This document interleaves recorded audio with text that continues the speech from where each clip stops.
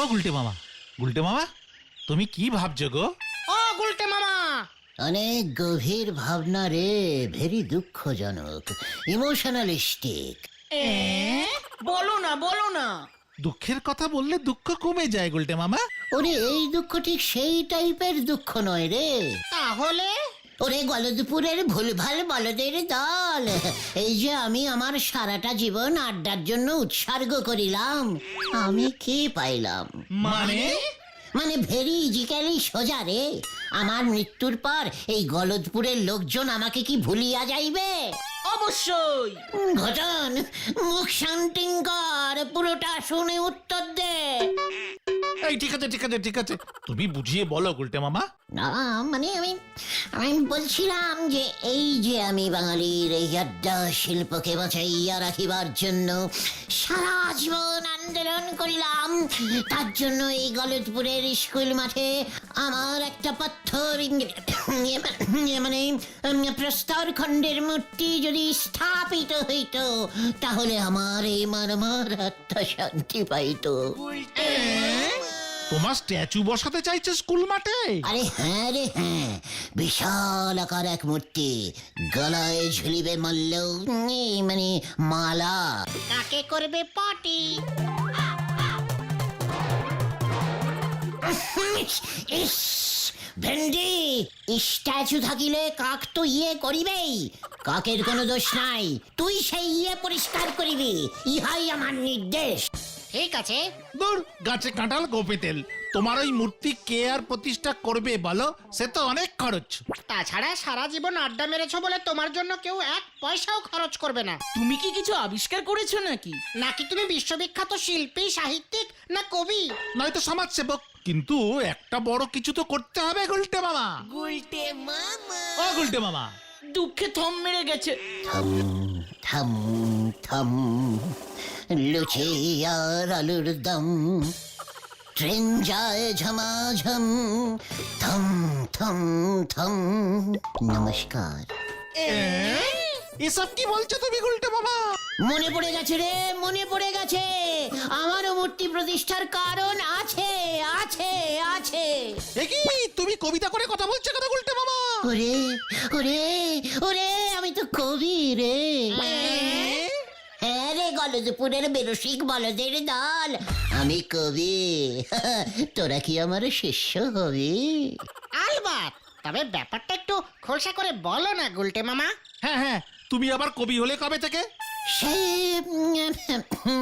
অনেক অনেক আগে থেকে, অনেক দিনের কথা।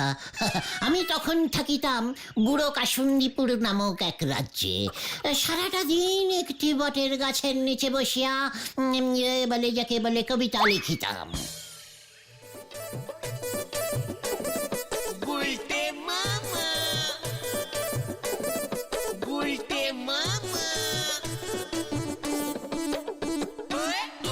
ওই যে আকাশ শুধু নীল নীল, তার মধ্যে ভেসে বেড়ায় শুধু কালো কালো চিল, বলদ ভেন্ডি পুকুরে ছুড়িতেছে ঢিল ঢিল।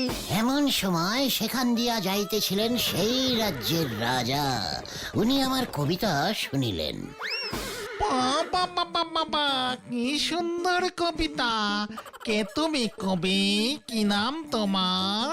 আগে আমি হইলাম শ্রীমান শ্রীযুক্ত কবি গুলমিকি।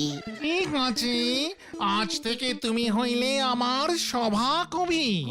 তারপর আমার স্থান হইল বটগাছ তলা টু রাজপ্রাসাদ। সারাদিন আমি কবিতা রচনা করিতাম আর রাজামশাইকে শোনাইতাম। এসেছে শরৎ, হিমের পরশ, লেগেছে হাওয়ার পরে। এই কবি, কবিতাটা কোথাও শুনেছি শুনেছি বলে মনে হচ্ছে না? ইয়ে মানে না মানে হ্যাঁ স্যার, মানে রাজামশাই অন্য একটা বলছি আগে। কি সুন্দর কি সুন্দর কি সুন্দর কি সুন্দর সেটা বলবে তো? বলছি মানে আপনার ওই দাড়ি। কি? হ্যাঁ রাজামশাই, আপনার দাড়ি কি সুন্দর, কি সুন্দর। রাজামশাইয়ের দাড়ি মানে কি সুন্দর দেখিতে লাগে রসগোল্লার হাড়ি। বাহ বাহ বাহ, চালিয়ে যাও তুমি, চালিয়ে যাও। কি সুন্দর রাজামশাইয়ের ভুঁড়ি। দুহাত তুলে বলো সবাই, মানে বলো হরি, বলো হরি, হরিবল হরিবল, বলো হরি, বলো হরি। হরিবল হরিবল।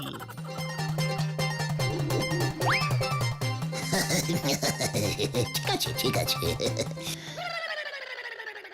রে গলদপুরের থম্মারা বলদ, তোরাই দেখছি এখন স্ট্যাচু হয়ে গেলি। না মানে আমি বলছি যে তুমি যে সব বললে এগুলো সব সত্যি? কবির কল্পনা রে, কবিরাজে সব কল্পনায় আলপনা দেয়। আমার ভিতরে গুলমিকি কবি আবার জাগিয়া উঠিয়াছে। আমি কবিতা লিখিয়াই বিখ্যাত হইব, তখন দেখবে আমাকে সবাই বিশ্বকবি, না থাক মানে বিশ্বকবি তো আছেই, তাহলে আমি হইব মানে আমি হইব সৌরজাগতিক কবি শ্রীমান গুলমিকি। জয় গুলটে মামা কি জয়। কিন্তু এমনি এমনি তো তোমার স্ট্যাচু তৈরি হবে না, তোমাকে তো এই গলতপুরের সবাইকে জানাতে হবে যে তুমি একজন কবি। ঠিক, তবে গলদপুরের সবাইকে জানানোর থেকে নরাকে জানাতে পারলেই অনেকটা কাজ হয়ে যাবে, বুঝেছিস? ওর দোকানে আমার মতো কবি যদি এক কাপ চা খায় না, তখন দেখবি ও জনে জনে বলে বেড়াবে আমার কথা। চলে আয় আমার সঙ্গে।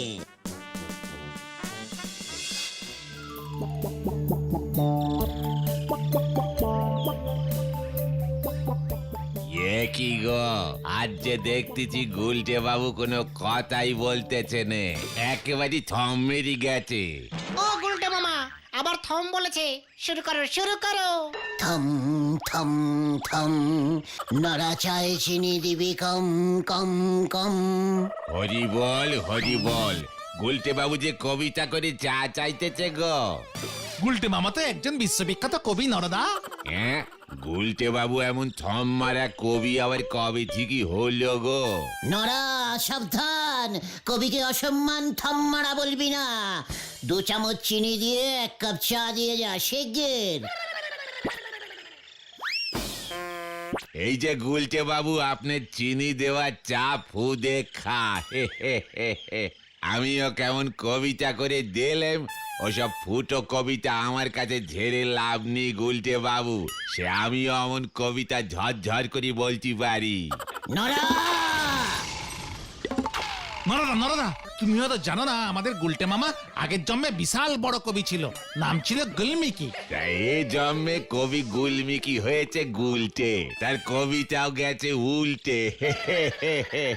আমিও মনে হয় আগের জন্মে কবি ছিলাম গো পাঁচু ভাইপো। পাঁচু পাঁচু, নরাকে বলে দে এই গলদপুরে একজনই কবি ছিল, আছে এবং থাকবে, সে হলো এই গুলটে অর্থাৎ গুলমিকি। তালি পরে আমিও আপনারে চা দেব নে, আর কবি বলেও মানব নে। সহ্য হচ্ছে না, পাঁচু চলে আয় তোরা। গুলটে মামা।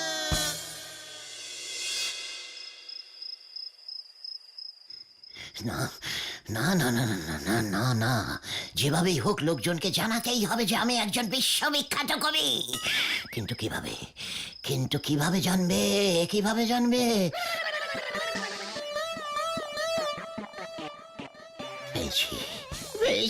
পেয়েছি বুদ্ধি পেয়েছি। আমার কবিতার একটা বই ছাপিয়ে সেই বইয়ের কবিতা যদি স্কুলের বাচ্চারা মুখস্থ করে, ব্যাস তাহলে আর দেখতে হবে না, বাচ্চাদের মুখে মুখে আমার কবিতা ছড়িয়ে পড়বে। অপূর্ব। নমস্কার, আমি এখন একটা সৌরকবি শ্রী গুলমিকি গুহর কবিতা বলে শোনাবো। কবিতাটার নাম ব্যাঙাচি। ছি ছি ছি, আমি ব্যাঙাচি ধরেছি, ব্যাঙাচিটার নাম লিখেছি গরম পেঁয়াজি। এই যে বলতো পলটা, এখানে কবি ব্যাঙাসিটার নাম গরম পেঁয়াজি কেন রেখেছেন? আসলে কবি পেঁয়াজি খেতে ভালোবাসেন তো, তাই কবিতাটি লিখতে লিখতে পেঁয়াজির কথা মনে এসে গেছিল। ওরে উজবুক না রে, এখানে কবি গরম পেঁয়াজি বলতে সমগ্র বিশ্ব ব্রহ্মাণ্ডকে বোঝাইয়াছেন। বিশ্ব ব্রহ্মাণ্ড কেমন পেঁয়াজির মতো গরম হইয়া গিয়াছে। ব্যাঙাসি হইল এই ব্রহ্মাণ্ডের প্রাণীরা, অর্থাৎ আমরা। এর অর্থ বড়ই গভীর। আহা, কি লিখিয়াছেন কবি গুলমিকি। ইয়েস, আমাকে আজকেই হেড স্যারের কাছে যেতে হবে, তবে এমনি নয়, একেবারে কবির বেশে।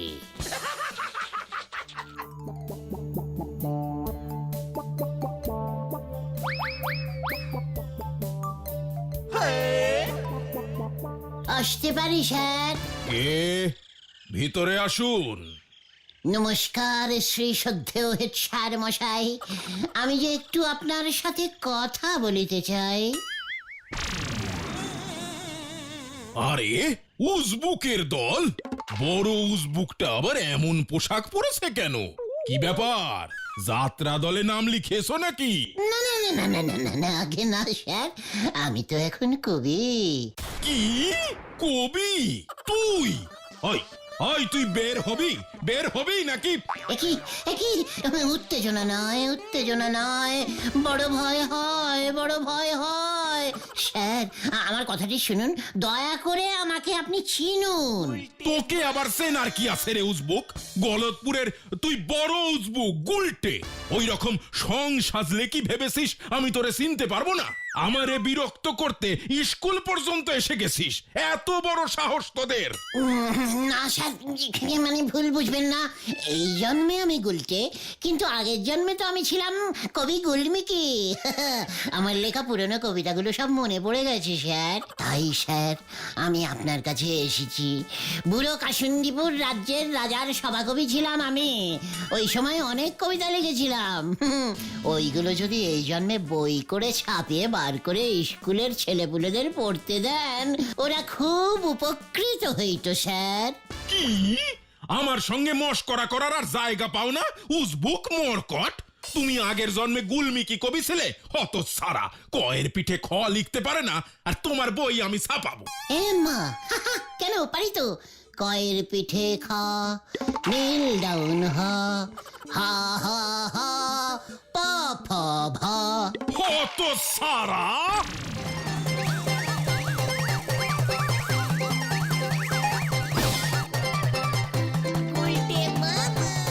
দূর হয়ে যা আমার চোখের সামনে থেকে, নয়তো আমি পুলিশ ডাকবো। কি আবার পুলিশ কেন? রাগ করবেন না স্যার, আমি যাচ্ছি স্যার। আমার ফলস দাড়িটা দিয়ে দিন স্যার, হারালে পুরো দাম দিয়ে দিতে হবে। এই নে হতচ্ছাড়া। একই কাণ্ড, সব হলো লন্ড ভন্ড। মাথায় উঠেছে দাড়ি, চল রে তাড়াতাড়ি। উল্টে মামা স্যার, কেমন দিল? দাঁড়া!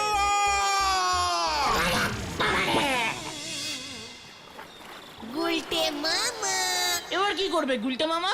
ওই স্ট্যাচু তৈরির আশা তুমি ছেড়ে দাও। মুখ সামলে কথা বল। স্ট্যাচু আমার তৈরি হবে, আর সেই স্ট্যাচুতে মাল্যদান করিয়া উদ্বোধন করিবেন আমাদের হেড স্যার নটু বাবু। কিন্তু কিভাবে? তুমি যে আগের জন্মে কবি ছিলে সেটা তো কেউ বিশ্বাসই করছে না। এ জন্মে তো একটা কিছু করো, আগের জন্মের ওই কবিতা দিয়ে এ জন্মে স্ট্যাচু প্যাচু হবে না গো গুলটে মামা।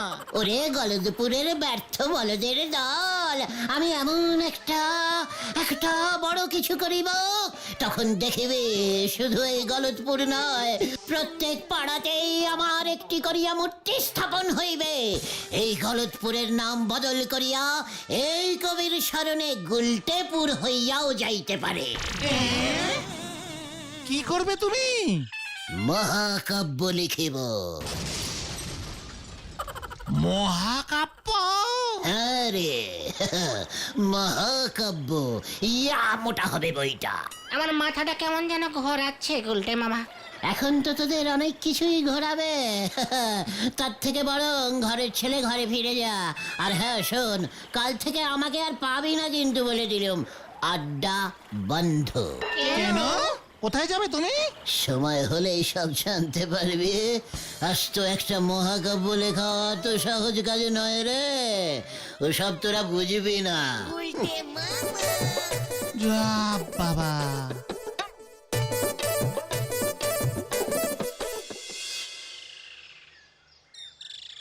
আড্ডায় গুলটে মামা অনুপস্থিত, এটা ভাবাই যাচ্ছে না। ঘটন তো গেছে, একটু পরেই ব্যাপারটা বোঝা যাবে। এই গুলটে মামা যদি সত্যি সত্যি আড্ডা বন্ধ করে দেয় না, তাহলে আমাদের অবস্থা কি হবে রে? সর্বনাশ হয়ে গেছে রে, সর্বনাশ, সর্বনাশ হয়ে গেছে। কি হয়েছে? গুলটে মামা বনবাসী হয়ে গেছে। পিসিমা খুব কাঁদছে। মহাকাব্য লিখতে গেলে নাকি জঙ্গলে গিয়ে লিখতে হয়। লিখতে লিখতে ওর নাকি বড় বড় দাড়ি গোপ গজিয়ে যাবে। বাড়িতে বসেই তো লিখতে পারতো। না রে না, বাড়িতে বসে লিখলে আমি নাকি বারবার ওকে ওর দাড়ি গোপ কাটতে বলতুম। ওরে ওরে তোরা গুলটেকে ফিরিয়ে নিয়ে আয় রে, ওকে ফিরিয়ে নিয়ে আয়। ঠিক আছে, তুমি কেঁদো না পিসিমা, আমরা দেখছি কি করা যায়। জঙ্গল মানে তো আমাদের নদীর ওপারে তেলাকুচুর জঙ্গল। হ্যাঁ, চল তো আমরাও যাই। হ্যাঁ, চল চল চল।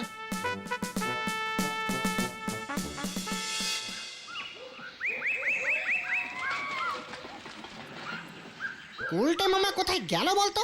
কোথায় আজ যাবে? গভীর জঙ্গলে ঢুকবার সাহস নেই, এদিক সেদিকেই হবে। ওই দেখ,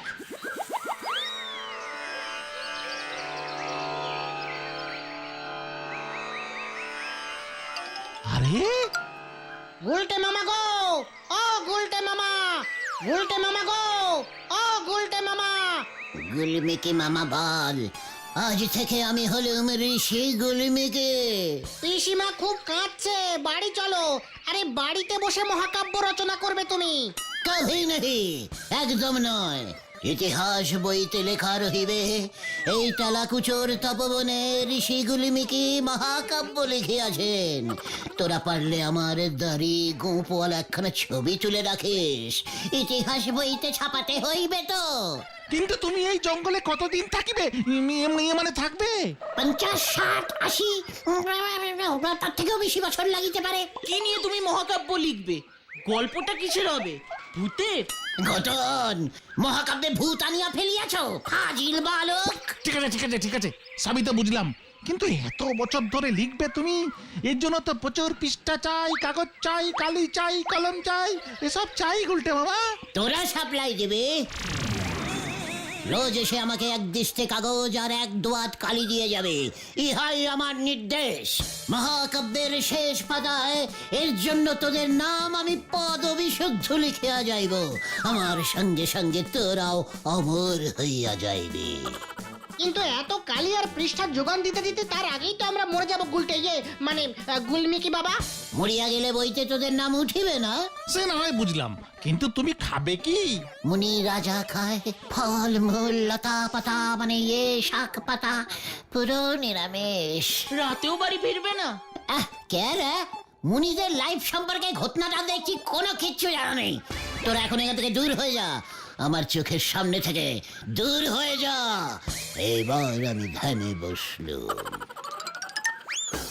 গুলটে মামা, ও গুলটে মামা। গুলমিকি বাবা, ও গুলমিকি বাবা। এখানে থেকে বোধহয় লাভ হবে না, চল দেখি কি করা যায়।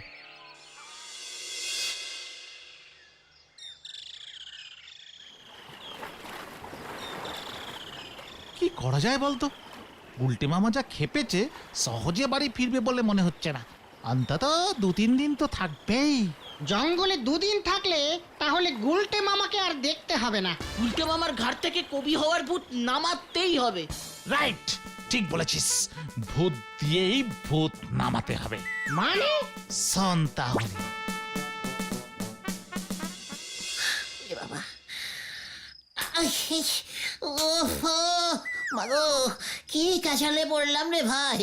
ওই বলদগুলো যে এত হাই রেটের বলদ সে তো জানতুম না। আর একটু জোর করলেই তো আমি বাড়ি ফিরে যেতাম। আশ্চর্য, শুনলাম পিসমা নাকি কান্নাকাটি করছে। তো এখন আমি নিজে থেকে বাড়ি যাই কি করে? কি যে করি? না না না না না না, কভি নেই, আমি নিজে কিছুতেই বাড়ি ফিরিব না। তাই নাকি?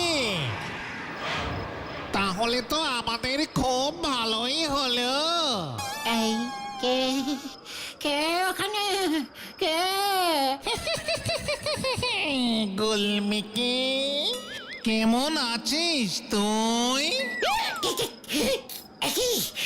কি আশ্চর্য! না, না, না, আপনি কে? আমি তো আগের জন্মে ছিলাম বুড়ো কাসুন্দিপুরের রাজ্যের রাজা, আর এই জন্মে আমি ভূত। তুই ছিলি আমার সভাকবি, মনে পড়েছে গুলমিকি?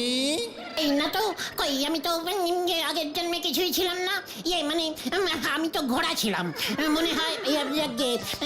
ভুলে গেছি। আমায় ছেড়ে দাও, আমাকে ছেড়ে দাও। না, তোকে আমি নিয়ে যাব, মহাকাব্য লিখবি তুই। আমাকে ছেড়ে দাও, আমি আর মহাকাব্য লিখিব না। আমি বাড়ি যাইব। আমি বাড়ি বাড়ি বাড়ি।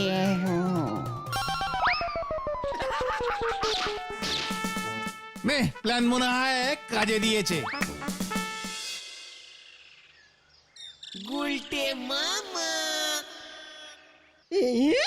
হতচ্ছাড়া নাকি সারা জীবন জঙ্গলে থাকবে। এক রাতও থাকতে পারিনি, সে নাকি আবার মহাকাব্য লিখবে। কত রং যে আর দেখাবে। খুব ভালো হয়েছে, খুব ভালো হয়েছে। এইবার 10 দিন বিছানাতেই শুয়ে থাকুক, তাহলেই আমার শান্তি। আর কবিতা লিখিব না রে ভাই যুগন। তাহলে তুমি কি লিখবে গুলটে মামা? ভোটের রচনা। তোমার স্ট্যাচু হবে কি করে তাহলে? স্ট্যাচু হওয়া খুব খারাপ রে।